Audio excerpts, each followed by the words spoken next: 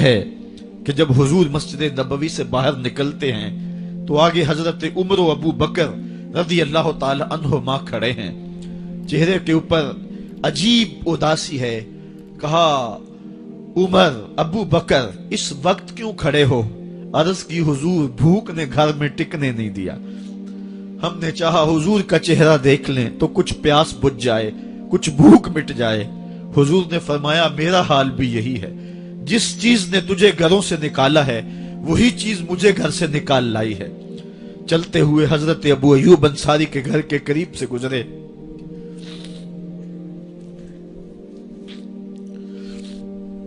حضور کی خوشبو پا کے وہ باہر آ گئے۔ عرض کی بندہ نواز آج میرے مہمان نہیں بنتے؟ حضور نے کہا تمہاری مرضی۔ گھر لے گئے، چٹائی بچھائی، حضور کو بٹھایا، گھر والوں کو بکری کا بچہ ذبح کر کے دیا، کہا جلدی جلدی کھانا تیار کرو، میرے آقا کو بھوک لگی ہوگی۔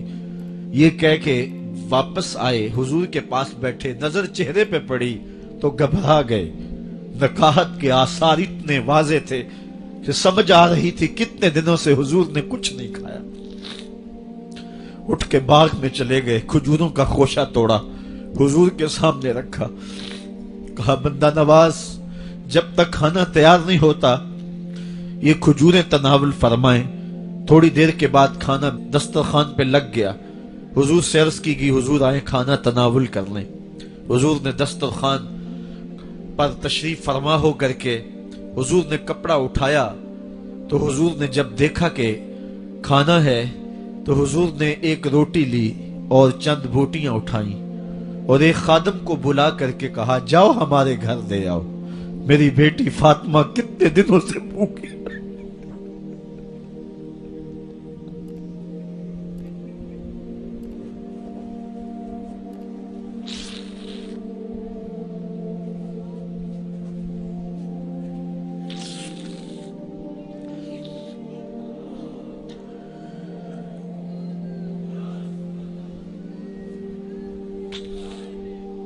کہا جاؤ ہمارے گھر دے آؤ، میری فاطمہ کتنے دنوں سے بھوکی بیٹھی ہوئی ہے۔ مال کے کونین ہیں گو پاس کچھ رکھتے نہیں، دو جہاں کی نعمتیں ہیں ان کے خالی ہاتھ میں۔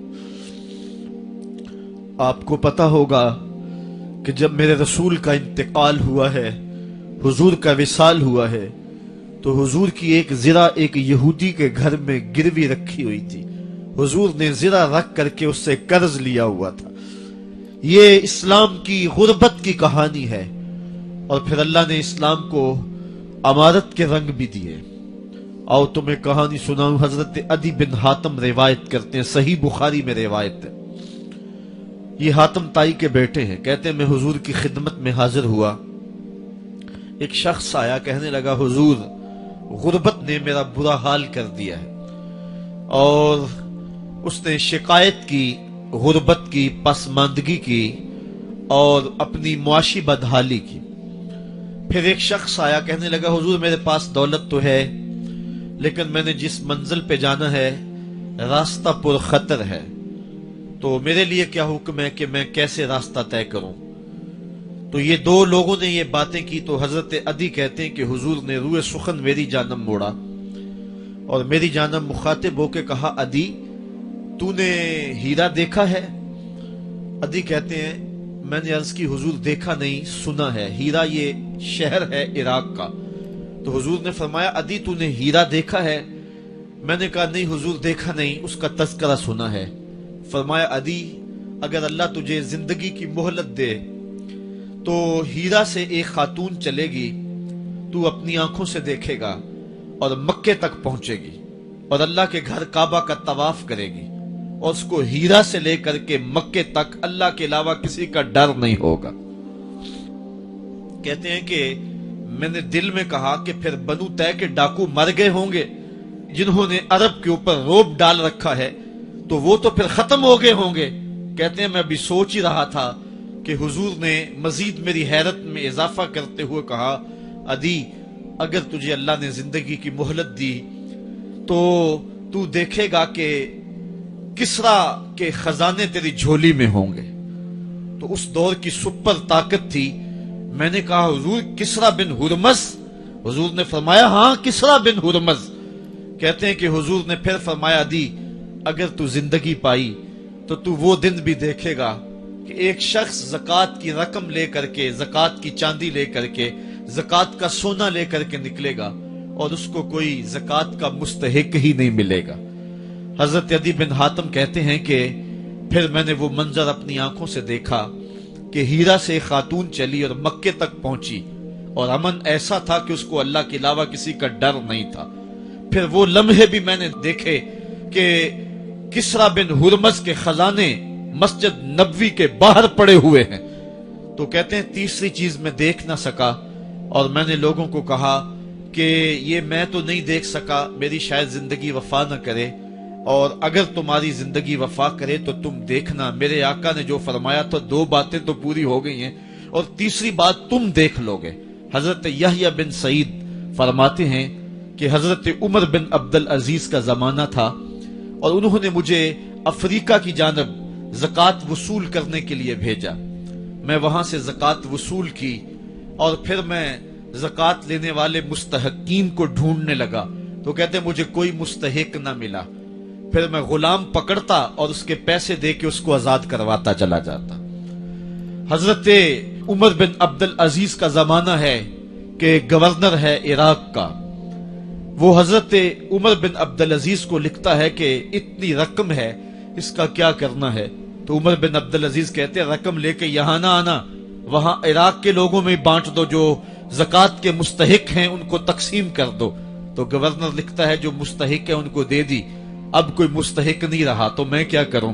تو حضرت عمر بن عبدالعزیز کہتے ہیں جو مقروض ہیں ان کا قرض اتار دو. تو کہتے ہیں کہ ہاں قرض بھی میں نے اتار دیا ہے، رقم پھر بھی بچ رہی ہے، کیا کروں؟ تو حضرت عمر بن عبدالعزیز نے پھر لکھا جو شخص شادی کرنا چاہتے ہیں ان کا حق مہر ادا کر دو. میں نے کہا کہ وہ بھی کر دیا ہے، رقم پھر بھی بچ گئی، اب کیا کروں؟ تو حضرت عمر بن عبدالعزیز نے مجھے لکھا کہ جو غیر مسلم ہیں جنہوں نے ٹیکس دیا ہوا ہے، جتنا ٹیکس دیا ہے اس سے دگنے پیسے ان کو قرضے میں دے دو اور ان کو کہو جاؤ اس کا کاروبار کرو، کھیتی باڑی کرو، اور ساتھ انہیں یہ بھی کہہ دینا قرض کی فکر نہ کرنا اور زیادہ اس میں پریشان نہ ہونا، جب دے سکو گے دے دینا. یہ دور بھی پھر اسلام نے دیکھا اور یہ گھڑیاں بھی دیکھی جب چیتھڑے پہنے ہوئے تھے، جب پیوند لگے لباس پہنے تھے، جب پیٹ میں ڈالنے کے لقمہ بھی نہیں تھا. اللہ کا دین اس وقت بھی غالب تھا، اور جب گلیوں کے اندر ریشم بکھرا ہوا ہوتا تھا کوئی اٹھانے والا نہیں تھا، دین اس وقت بھی غالب تھا. دین کا غالب ہونا یا نہ ہونا اس کا تعلق جو ہے وہ مال و دولت سے نہیں ہے. اقبال کہتا ہے کہ زوال بندہ مومن کا بے زری سے نہیں، مومن کا زوال بے زری سے نہیں ہے بلکہ اس کا سبب کوئی اور ہے. وہ سبب ڈھونڈنا ہے کہ ہم دنیا میں رسوا ہو کے کیوں رہ گئے، ہم زمانے کے سامنے تماشا کیوں بن کے رہ گئے. آج نبی کی امت پوری کائنات میں رسوا ہو کے کیوں رہ گئی. آج ہمارا تماشا دیکھا جا رہا ہے، آج بھوکے کتوں کو ہماری بیٹی اور بہنوں کے اوپر چھوڑا جا رہا ہے اور اس کا تماشا دیکھا جا رہا ہے. کیا ہم نے یہ دن بھی دیکھنے تھے؟ ہم نے سراغ لگانا ہے. دولت کی قلت اور کثرت یہ ثانوی چیزیں ہیں. ہم نے تاریخ میں دیکھا ہے ہم کبھی مالی طور پہ کمزور تھے، رسوا نہیں ہوئے ہیں. مال زیادہ ہو گیا، رسوا نہیں ہوئے ہیں. رسوائی کے سبب کوئی اور ہیں. آئیے تمہیں کہاں